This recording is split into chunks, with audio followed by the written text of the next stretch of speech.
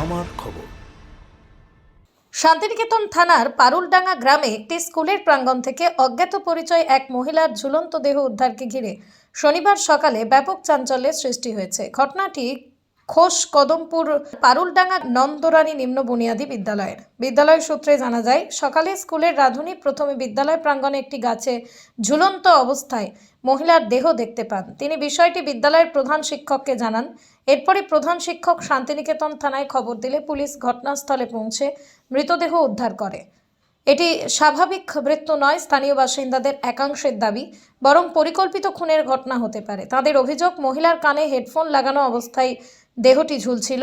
অনেকের অনুমান, প্রথমে তাকে খুন করে পরে প্রমাণ লোপাটের উদ্দেশ্যে গাছে ঝুলিয়ে দেওয়া হয়েছে। এখনো পর্যন্ত মৃত মহিলার পরিচয় জানা যায়নি। পুলিশ ঘটনাস্থল ঘিরে রেখে তদন্ত শুরু করেছে। দেহটি ময়নাতদন্তের জন্য পাঠানো হয়েছে। ময়নাতদন্তের রিপোর্ট হাতে এলে মৃত্যুর প্রকৃত কারণ সম্পর্কে স্পষ্ট ধারণা মিলবে বলে পুলিশের অনুমান। স্থানীয়দের অভিযোগ, স্কুল চত্বর দীর্ঘদিন ধরে অরক্ষিত অবস্থায় পড়ে রয়েছে। স্কুলের ভিতরে একটি পরিত্যক্ত পুরনো ভবনও রয়েছে এবং এলাকাটি খোলা থাকায় বিভিন্ন সময়ে অসামাজিক কার্যকলাপের অভিযোগ ওঠে। এই ঘটনার পর স্কুলের নিরাপত্তা ব্যবস্থা নিয়ে নতুন করে প্রশ্ন উঠেছে। এখানে একটা মেয়েকে মার্ডার করে দিয়ে ফেলে গিয়েছে, আমরা তো জানি না ওইসব বিষয়ে। আমরা রান্না করি, 10টা সাড়ে 10টায় ঢুকলাম, বারান্দায় উঠলাম, আমি ওই গাছতলার দিকে একটু নজর পড়ে গেল, লাল একটা জিনিস দেখতে পেলাম। তা আমি ভালো হয়তো বস্তায় ভরে কিছু নোংরা ফেলে দিয়ে গেছে। আমি ছেলেগুলোকে বলছি, দেখ তো কি বটে। ছেলেগুলো বলছে, পিসি ওইটা মনে হচ্ছে হাত রয়েছে। আমি তখনই স্যারকে ডাকলাম। স্যার বাড়ির ভিতরেই ছিলেন। স্যার উঠে এলেন, নিয়ে দেখলেন, স্যারও বললেন হ্যাঁ এটা মার্ডার। তারপর স্যার আমরা ফোন করলেন পুলিশদেরকে। মহিলা ছিল? হ্যাঁ, স্যার বললো মহিলা। আমাকে জিজ্ঞাসা করলো যে তুমি চেনো? আমি বলছি না, আমি কাজকে যাই নাই তো। এসি দেখছি মৃত্যুটা ওখানে ঝুলছে, উবুর হয়ে পড়ে রয়েছে, আর অন্যটা কেবল খালি গাছের সঙ্গে বাঁধা রয়েছে।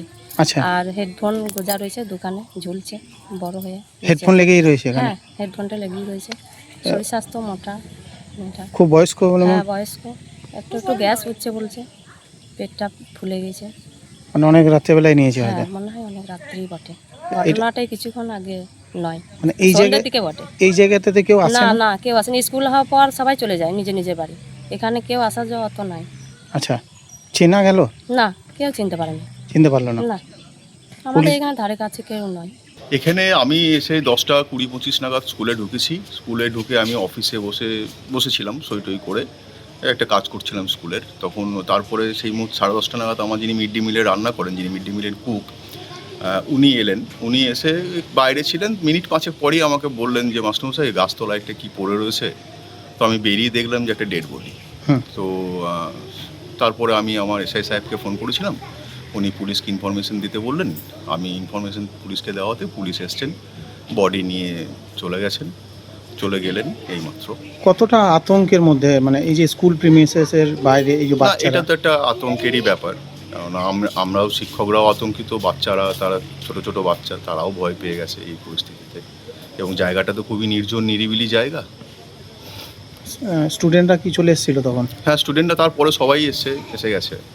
আপনারা পুলিশকে খবর দিলেন? পুলিশকে খবর দিয়েছিলাম। কি মনে হলো দেখে, মৃতদেহটা দেখে? মৃতদেহ দেখে তো মানে আমি তো গলায় বাঁধা অবস্থায় ঝোলানো ছিল বডিটা, সেটা পুলিশ ওইভাবে দেখেছেন যে হয়েছিল। আমি কিছু বুঝবো না। চেনাশোনা কি? না, আমি চিনি নাই বা এখনো পর্যন্ত আইডেন্টিফাই হয়নি। অল্প বয়সী মহিলা মনে হচ্ছে? খুব বেশিও বয়স নয়, খুব অল্পও বয়স নয়, মোটামুটি 30-35-এর মধ্যেই হতে পারে। আমার আমি অতটা বুঝতে পারছি না। যত হোক ডেড বডি তো একটা চেঞ্জ হয়ে যায় অনেকখানি। স্কুলের প্রিমিসেস কি এইভাবে খোলা মেলা? হ্যাঁ, স্কুল এইরকমই খোলা।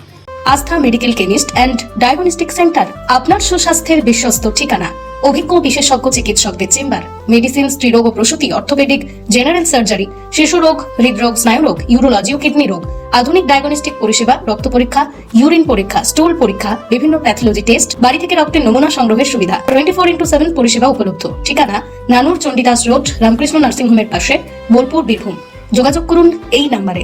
আস্থা medical chemist and diagnostic centre, বিশ্বস্ত চিকিৎসা, সঠিক পরীক্ষা, সুস্থ জীবনের অঙ্গীকার।